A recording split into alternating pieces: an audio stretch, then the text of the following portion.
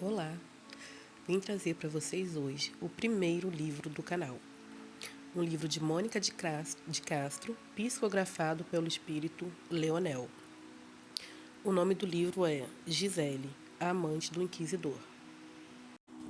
O poder está dentro de você. Para o amigo Luiz Antônio, que aprendeu com o passado a transformar a vida em luz. Mônica de Castro. Meu amor pela literatura existe desde os meus tempos de menina. E foi nos poemas de Manuel Bandeira que lapidei ainda mais a sensibilidade da minha alma. Gostava de escrever poemas, contos, textos diversos. E cheguei a ganhar um concurso de poesia aos 13 anos na cidade do Rio de Janeiro, onde nasci, em 1962. Ao mesmo tempo, minha mediunidade despertou e adotei o espiritismo como bálsamo do meu coração. Meu desejo sempre foi o de ser escritora, mas a vida nos leva por caminhos diferentes, sempre em nosso benefício. E acabei me formando em Direito e passando num concurso para o Ministério Público do Trabalho. Anos depois, após o nascimento do meu filho, senti a primeira inspiração. Comecei a escrever um pouco a cada dia e, ao terminar o romance, recebi a psicografia do Leonel, que abre o meu primeiro livro, Uma História de Ontem, e nele se apresenta. Foi preciso uma boa dose de desprendimento para escrever sem questionar e aceitar a interferência do espírito. Hoje, Leonel é parte fundamental da minha vida. Não escrevo para viver. Escrevo porque gosto e porque acredito estar levando algum bem para as pessoas. E é esse sentimento que me faz querer escrever cada vez mais. É pelas pessoas que vale a pena escrever. Pelos leitores que estão em busca de algo, além do aqui e agora, e que acreditam no poder da fé, do autoconhecimento e do amor, como caminhos seguros para a transformação do ser. Acredito que nós todos podemos trabalhar pelo aperfeiçoamento moral da humanidade para construir um mundo melhor. Leonel, pelo Espírito. Leonel é um espírito muito querido do meu coração. Sei que nasceu e viveu algumas encarnações na Inglaterra.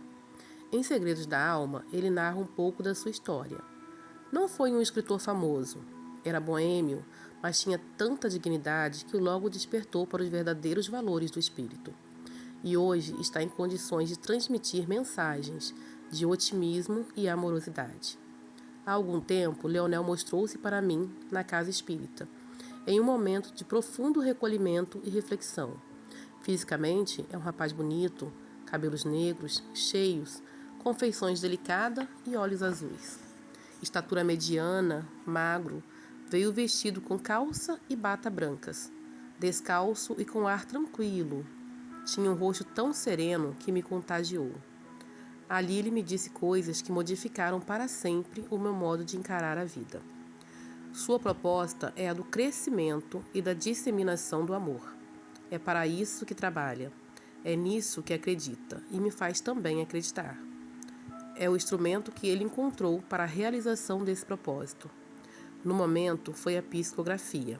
Assim como eu, Leonel escreve por amor a si mesmo e ao próximo. Considero Leonel um espírito com enorme sabedoria e inigualável capacidade de amar.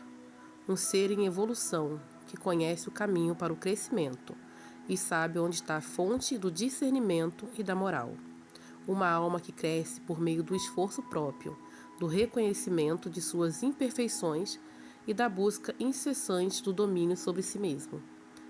E é nisso, acima de tudo, que reside o seu valor. Mônica de Castro, pelo espírito Leonel. Gisele, a amante do Inquisidor. Prefácio.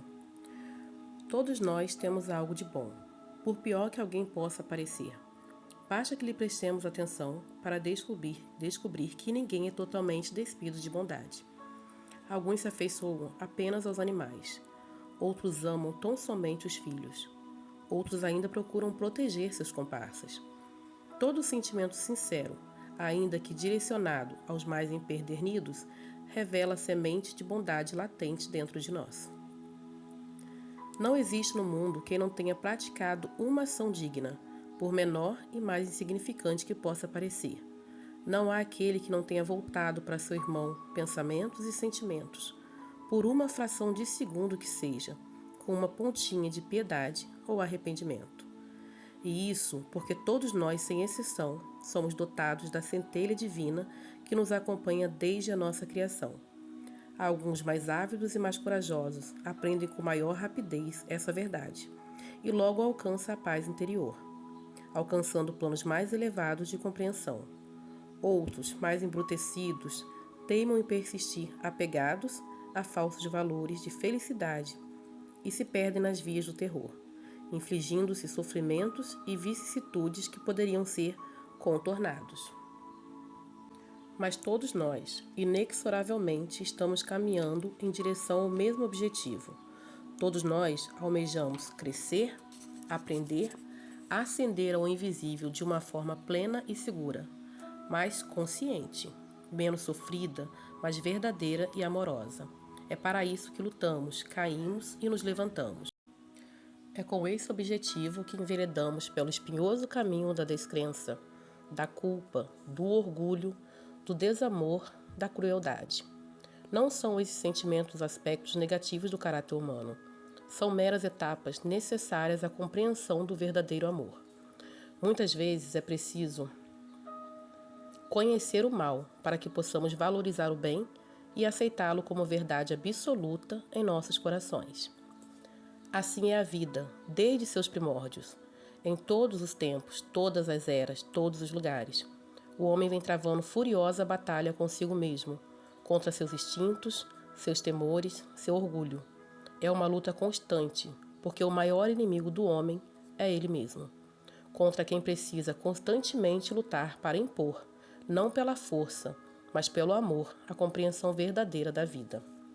É com esse sentimento que devemos entender as épocas mais negras da história, aquelas cuja lembrança nos causa arrepios e em que pensamos nada existir de bom. Em tudo na vida há um bem, ainda que só pareça o mal, porque o mal é mera ilusão. O que vulgarmente chamamos de mal não passa de uma falsa compreensão das verdades divinas. Quando realmente conseguirmos alcançar a magnitude dos desígnios de Deus, estaremos prontos para olhar o mal como algo que ainda é necessário, ao menos por enquanto, para que possamos realmente compreender o bem, porque o bem nada mais é do que uma singela consolidação das leis da natureza. A natureza não erra, nem é má. Ela simplesmente existe, simplesmente acontece. Assim também o bem. Ele existe dentro de nós, desde a nossa criação, e está apenas à espera do momento em que façamos acontecer. Deus está sempre conosco, ainda que não o desejemos, ainda que não acreditemos nele, porque é infinito em amor e sabedoria, em compreensão e benevolência. Sabe de tudo que necessitamos, antes mesmo que pensemos em lhe pedir. E sabe que não somos, em essência, nem maus nem cruéis. Somos ignorantes e imaturos, mas inteligentes o bastante para reconhecer quando é chegada a hora de abandonar a infância das trevas e aprender. Leonel. Prólogo. À medida que a chuva desabava pesada e grossa, Gisele subia a colina verdejante e escorregadia, parando por vezes para enxugar as pequeninas e abundantes gotas de suor, misturadas aos pingos da chuva que desciam pelo seu rosto cansado. O vento soprava insistente e veloz, fazendo com que o corpo de Gisele envergasse para trás, dificultando-lhe a caminhada. Ao longe, trovões ribombavam furiosos, acompanhando os raios que faiscavam no céu tempestuoso. Efetivamente, Gisele estava no meio de uma tormenta e não tinha certeza se conseguiria seguir adiante. Em dado momento, parou e olhou para baixo, espantada com o tanto que já havia subido, sem nem sequer dar conta. Suas pernas começavam a doer, talvez em função do sofrimento que lhes fora impingido. E uma forte exaustão começou a tomar conta de todo o seu corpo.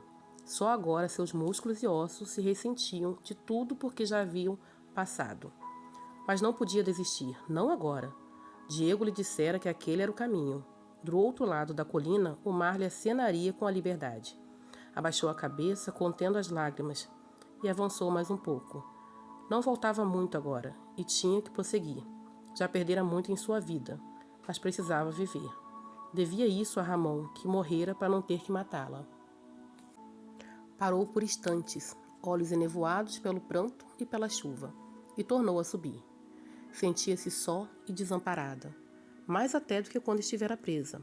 Ramon estava morto, e ela não podia mais contar com Esteban. Ele a abandonara. O homem que fora o primeiro amante em sua vida, e a quem chegara a amar como pai, virara-lhe as costas covardemente. Ou será que ele tinha algo a ver com tudo aquilo? Teria sido Esteban quem a delatara? E depois, por medo e covardia, não ousara mais encará-la? Não sabia ao certo. Por diversas vezes, Esteban alertara de que se ela fosse presa, nada poderia fazer para salvá-la. Não, ele não a traíra. Acovardara-se, temendo manchar seu nome e sua reputação, mas não acreditava que houvesse sido ele o autor daquela denúncia infame. Finalmente, alcançou o topo da colina e ficou estarrecida com a visão do outro lado. Era uma encosta íngreme e rochosa, nada parecido com a grama verdejante por onde acabara de subir. Ao fundo, um imenso mar de águas revoltas se chocava contra as pedras, jogando a espuma branca a muitos metros de distância. A maré ia e vinha numa cadência aterradora, como se quisesse sugar todos os grãos de areia, as pedrinhas e as conchas que inutilmente lutavam para se agarrar às pedras incrustadas no chão arenoso. Por alguns momentos, Gisele ficou parada no alto da colina, paralisada ante aquela visão. Como é que Diego pretendia que ela entrasse naquele mar? O tempo não estava ajudando e havia encapelado do mar de tal forma que seria praticamente suicídio aventurar-se por aquelas ondas. As vagas eram gigantescas e se chocavam com violência contra as pedras, arrastando qualquer coisa que se insinuasse por ali. Durante alguns minutos, permaneceu estudando o local. As ondas não conseguiam chegar até o pé do rochedo, perdendo força poucos centímetros antes, mas seria uma travessia arriscada até a ponta do promontório, onde Diego lhe dissera que haveria um barco à sua espera. Gisele teria que conter o medo antes das gigantescas muralhas de água que as ondas formariam bem diante dos seus olhos. Inspirou profundamente, tomando coragem, e pôs-se a descer, quase rastejando pelas rochas. Ao menos parara de chover. Apesar de íngreme, a descida não era tão difícil como pensara, pois havia uma espécie de trilha natural marcando o caminho por onde deveria passar. Em poucos instantes, alcançou a praia. Não era propriamente uma praia, mas uma estreita faixa de terreno arenoso, e mais à esquerda as pedras se separavam a terra do mar. Subindo por elas, chegava-se a um caminho apertado e pedregoso, ladeando o penhasco e protegido pelas rochas à frente, que terminavam num cabo largo e alto, fazendo como uma plataforma adentrando o mar. Se conseguisse chegar ao fim da montanha, teria que dar um jeito de subir pelas pedras e se abrigar na plataforma, onde então ficaria à espera do barco que a ia resgatar. De um lado e de outro, imensas paredes de pedra, com uma espécie de gruta mais ao fundo. Aquilo mais parecia uma garganta. Gisele ficou pensando que seria muito fácil armar-se uma emboscada ali e começou a sentir medo. Por que é que Diego a enviara para um lugar tão perigoso? Não teria sido mais fácil marcar o encontro numa praia mais afastada? Mas ele dissera que não, que seria arriscado. Miguel então já teria descoberto a fuga e teria colocado todos os soldados em seu encalço. E depois, como poderia ele prever aquela tempestade? Mesmo assim, algo não lhe soava bem. Olhando para a ponta do cabo, ficou pensando no barco e conseguiria chegar até ali. Com aquele tempo, o mar estava muito revolto. Era mesmo uma ressaca impiedosa. Que embarcação se atreveria a aproximar-se das pedras com aquelas ondas, arriscando-se a ser atirada contra as rochas e naufragar? Apurou os ouvidos, tentando escutar algum som. Nada. Não ouvia nada a não ser o barulho do vento e das ondas estourando com violência nas pedras. Começou a ficar nervosa, pensando no que deveria fazer. Subitamente, a ponta de um barco surgiu por detrás do morro, e Gisele suspirou aliviada. Era um barco pequeno, e ela imaginou que a nau, que a levaria embora, deveria estar ancorada um pouco mais além, fora da influência daquela maré traiçoeira. Não sabia como faria para alcançar o barquinho, mas imaginou que alguém deveria lhe jogar uma corda ou algo parecido. puxando-a a bordo antes que as vagas a atirassem contra as rochas do cabo. De qualquer forma, teria que saltar ao mar. Não teve tempo de pensar em muita coisa. Encheu-se de coragem, deu 2 passos em direção às pedras. Ia começar a subir quando ouviu um estalido do outro lado. Olhou na direção daquele ruído e estacou abismada. Do fundo escuro da gruta, dezenas de homens apareceram, apontando para ela suas espadas ameaçadoras. Gisele não teve dúvida. Agarrou-se às pedras o mais que pôde e começou a subir, rezando para chegar ao barco antes que os soldados a alcançassem. Quando ergueu os olhos, outra surpresa. Ao invés de o barco se aproximar do promontório, começou a se afastar em direção ao alto mar.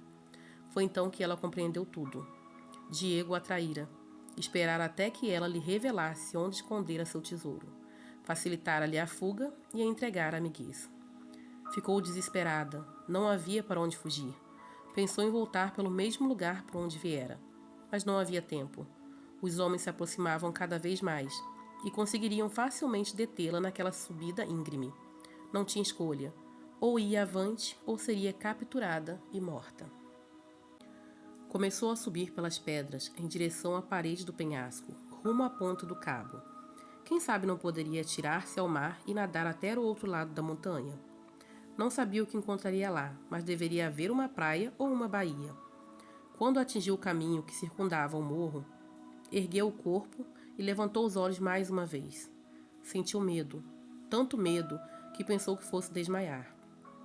Vistas de baixo, as ondas pareciam ainda maiores e engoliam as pedras com uma fúria sem igual, respingando o caminho por onde ela teria que passar. Se fosse apanhada por uma onda, seria-lhe impossível escapar. Mesmo apavorada, seguiu em frente. Era sua única saída. Os homens de Miguel também já começavam a subir nas pedras e logo a alcançariam. Uma onda estourou a poucos centímetros e o repuxo quase a arrastou, mas ela conseguiu se sustentar e correr. Gisele deu um passo trôpego para junto da parede de pedras, aí colando seu corpo e experimentando nas pernas a friagem da água. Coração aos pulos, sentiu na pele a iminência da morte. Os soldados pareciam temerosos e recuaram, hesitando em seguir avante. Era loucura demais. Estacaram onde estavam e ficaram apenas olhando, como se esperasse que algo acontecesse e a levasse de volta para eles.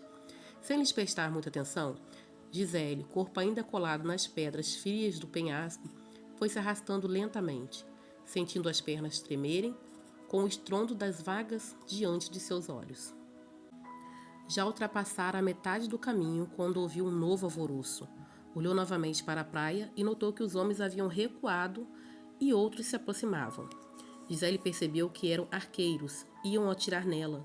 Com o corpo trêmulo, começou a chorar e continuou a arrastar-se, tentando não encarar as ondas que se agitavam diante de seus olhos, avançando cada vez mais por cima das pedras à frente, que agora começavam a declinar para dentro da água cinzenta. A primeira flecha passou zunindo por seu ouvido e quase a acertou, mas foi desviada a tempo pela ventania. Os arqueiros, porém, não se deram por vencidos. Armaram-se novamente e tornaram a atirar, mas as flechas não conseguiam alcançá-la, perdendo força ante o vento que soprava em direção contrária. Sua pele já estava ferida e sangrando, esfolada que fora pelas rochas pontiagudas do penhasco. Gisele parecia nem sentir a dor. Depois de tudo que passara, até que aquilo não era tão mal. Apesar das feridas que trazia e do corpo dolorido, ainda conseguira juntar forças para fugir e chegar até ali. Não iria desistir agora. Cada vez mais se afastava dos homens. As flechas não a atingiam e Gisele pensou mesmo que estivesse fora de seu alcance. De repente, cessaram por completo. Os arqueiros pareciam haver desistido e aguardavam em posição de ataque. Mas alguém não desistira. Gisele já o havia visto uma vez, há muito tempo, quando ela o fora buscar para ir à masmorra ver Manuela. Era homem de confiança de Esteban. Estava certa. Aquilo a encheu de tristeza. Então aqueles soldados estavam ali, não amando de Miguel, como a princípio pensara, mas do próprio Esteban.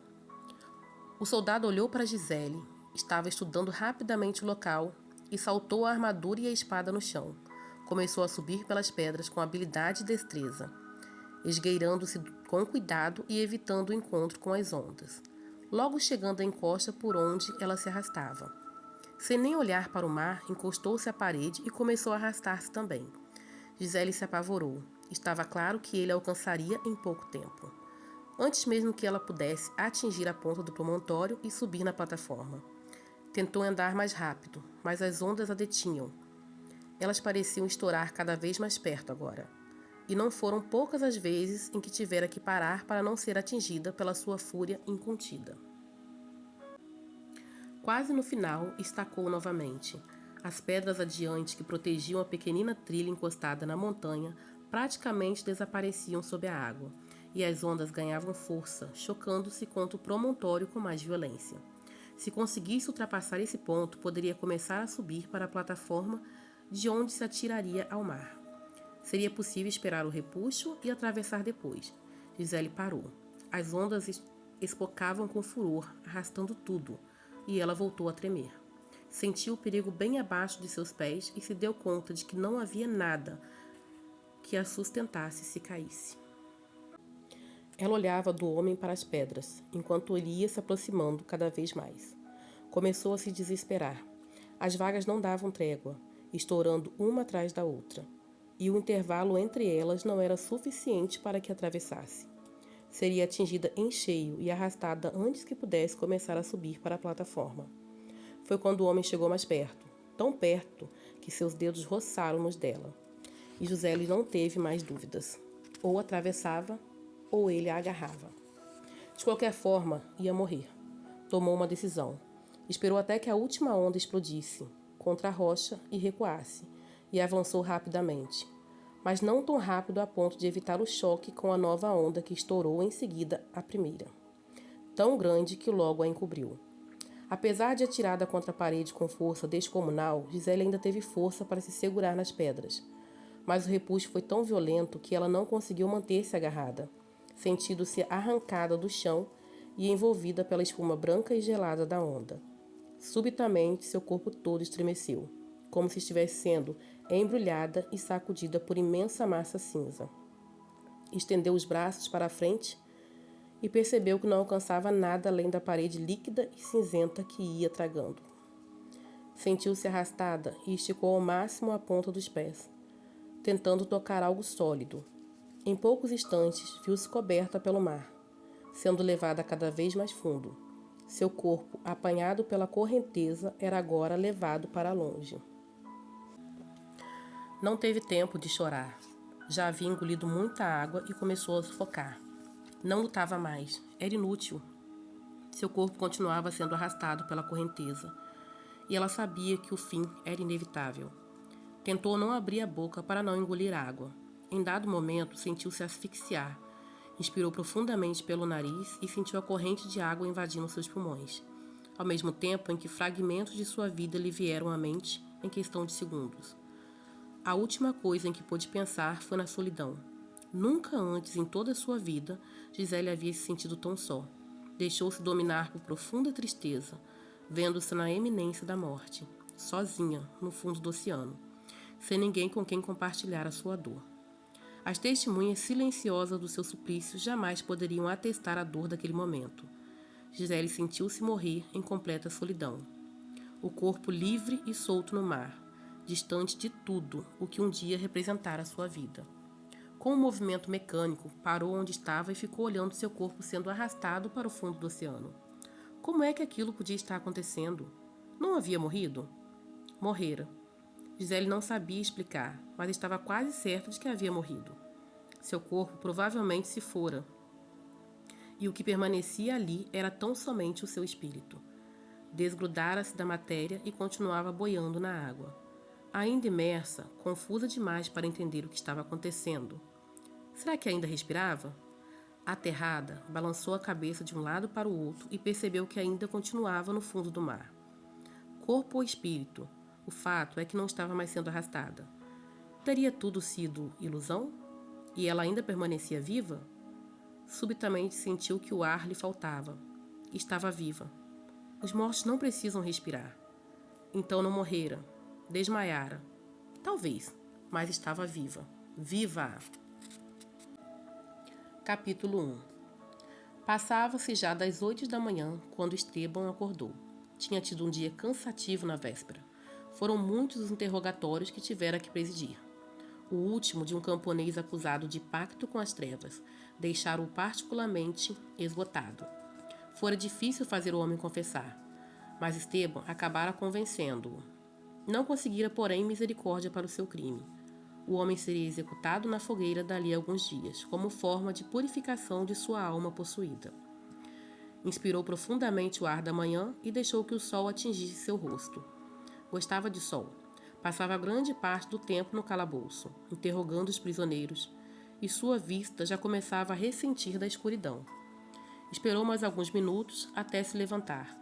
Em breve, teria de acompanhar o arcebispo de Madrid em uma importante visita às masmorras de Sevilha. Havia terminado de se vestir quando ouviu suaves batidas na porta, que se abriu devagarzinho. Um rapaz entrou e falou baixinho: "Sou eu, Monsenhor Juan." Não queria acordá-lo, mas é que está aí a senhorita Gisele. Estevão não lhe deu tempo de terminar e respondeu apressadamente: "Diga-lhe que me encontre na antiga capela." Juan saiu sem dizer nada. Era apenas um menino de seus 18 anos, salvo pela bondade e generosidade de Estevão Navarro. Os pais haviam morrido quando ele tinha apenas 3 anos, vítima do Santo Ofício, acusados de bruxaria.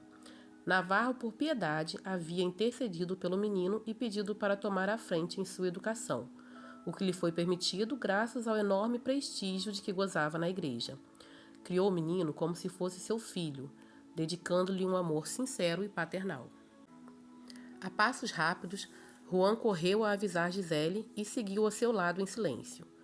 Gisele era uma moça muito bonita e Juan estava apaixonado, embora não ousasse partilhar seus sentimentos com ninguém, principalmente com Monsenhor Navarro. Se ele soubesse, era bem capaz de castigá-lo. Em silêncio, abriu a porta para que Gisele pudesse passar e tornou a fechá-la. A moça se virou lentamente, sem lhe dirigir a palavra, e foi andando em direção ao altar de imagens velhas e descascadas. Fitou o semblante suave da Virgem Maria, ajoelhada aos pés da cruz, e desviou o rosto, acabrunhada. Não queria nada com santos e virgens. Esperou cerca de 20 minutos até que Estevão aparecesse. Ele entrou apressado, e Gisele logo se atirou em seus braços, beijando-o com impetuosidade. Estevão correspondeu ao beijo sem muito ardor, mas ainda assim amaram-se ali mesmo, no chão, sob os olhos marejados da Virgem. Depois que terminaram, Gisele vestiu-se às pressas, de costas para a imagem, e esperou até que ele falasse. "Lamento tê-la feito vir aqui, mas espero a visita do arcebispo de Madrid e não pude me ausentar. Tenho uma nova missão para você." "De quem se trata?" tornou ela sem muito interesse. "Dom Fernão Lopes de Queiroz." "O comerciante de sedas?" "Esse mesmo. Desconfio de seu envolvimento com uma descendente de mouros." Envolvimentos com mouros eram considerados como uma alta traição à igreja. Os mouros eram hereges, uma vez que não professavam os sacramentos romanos, mesmo aquele que haviam se convertido ao cristianismo, os chamados mouriscos. "O que quer que eu faça?" "O de sempre, não será muito difícil. Ouvi dizer que Dom Fernão, apesar de apaixonado pela tal moura, tem uma queda especial por mulheres bonitas." "E a moça?" "Quero-a também. Prendendo-o, não será difícil chegar a ela. Afinal, foi ela quem o seduziu com suas heresias e seus costumes profanos." Estevão se retirou e Gisele esperou cerca de 5 minutos para sair também. Do lado de fora, oculto atrás do muro, Juan já a aguardava. Depois que ela saiu, foi trancar a porta. Do alto da escada ficou vendo-a afastar-se, pensando em como seria bom poder estar com ela, fazer com ela as coisas que Monsenhor Navarro fazia. Já em sua casa, Gisele pôs-se a pensar. O que faria para se aproximar de Dom Fernão? Gisele era o que se poderia chamar de espiã, amante de Estevão Navarro, cardeal inquisidor do Santo Ofício. Tornara-se uma delatora oficial. Monsenhor Navarro, como era conhecido pelos fiéis, era ardoroso defensor da fé católica e não permitia que ninguém a ela se opusesse, lutando com todas as suas armas e forças contra o que ele chamava de hereges. Qualquer um podia ser herege, qualquer um que não professasse a ideologia católica da época incorria no grave crime de heresia. judeus, mouros, feiticeiros, sodomistas, bruxos, qualquer um. Estevão envidara as mais ferrenhas perseguições contra os hereges, acreditando estar defendendo e preservando a verdadeira fé cristã. Julgava-se juiz da vontade divina, a quem fora outorgado o direito de reprimir e punir todo aquele que tentasse macular os dogmas católicos. Seus métodos, embora cruéis, eram considerados adequados para a salvação das almas caídas no pecado. E a tortura nada mais era do que instrumento divino de purificação. Essa era sua crença. Os artifícios utilizados para prender os hereges, por mais desleais e sórdidos que pudessem parecer, eram justificados pelo bem que ele julgava fazer àqueles apanhados em pecado. Para prender os hereges, Estevão contava com o concurso dos delatores. Qualquer um podia denunciar uma heresia, sendo mesmo um dever de todo cidadão temente a Deus. E era exatamente isso que Gisele fazia. Dona de uma beleza exótica, além de profunda conhecedora de magia negra, era-lhe muito fácil atrair e seduzir os suspeitos indicados por Estevão, deles obtendo as duvidosas confissões que serviam de base à instauração dos processos. Os hereges, em sua maioria, eram pessoas muito ricas, cujos bens eram logo confiscados pela igreja. Como prêmio ao delator, cabia-lhe metade do patrimônio do acusado, ficando a outra metade em poder do clero. Nessas circunstâncias, Gisele enriqueceu, juntou uma boa soma em ouro e joias e comprou uma bonita e confortável mansão nos arredores de Sevilha, onde vivia em companhia de 2 escravas negras, Belita e Belinda, compradas de um mercador português. Entrando em casa, Gisele seguiu direto para o porão, abriu a pesada porta e entrou. Era ali que se dedicava à arte da magia. Havia vidros com líquidos estranhos, raízes de plantas desconhecidas, caixas com insetos e aranhas, ossos e caveiras, sangue de diversos animais engarrafado em pequenos frascos e cuidadosamente dispostos sobre uma prateleira. Tudo ali tinha uma serventia. Sempre que se deparava com um caso importante ou difícil, recorria a seus apretextos de bruxaria. Era um caso de Dom Fernão. Embora Estevão lhe garantisse que o homem tinha lá as suas fraquezas por mulheres bonitas, era bom não facilitar. Ele podia estar muito apaixonado pela tal moura e talvez encontrasse alguma dificuldade para seduzi-lo. Juntou alguns ingredientes, apanhou um livro de capa negra e abriu-o sobre a mesa. Escreveu o nome completo de Dom Fernão com sangue de bicho e pôs-se a preparar seu feitiço. Ela não tinha nenhum objeto que lhe pertencesse, o que teria facilitado as coisas, visto que ele poderia extrair sua própria energia. Mesmo assim, preparou tudo. Invocou os espíritos das trevas, ofereceu-lhes presentes e sangue de animais, prometendo-lhes carne fresca de bode, caso conseguisse alcançar seu intento. Depois que terminou, saiu e foi para a floresta, onde costumava colocar suas oferendas. Escolheu um canto mais escuro e afastado, e depositou tudo no chão, invocando novamente os espíritos das trevas, que logo acorreram, sequiosos de sangue. Recitou algumas palavras extraídas do livro, espargiu pó de ervas e minerais poderosos pelo chão e voltou para casa. Já estava pronta para se encontrar com Dom Fernão.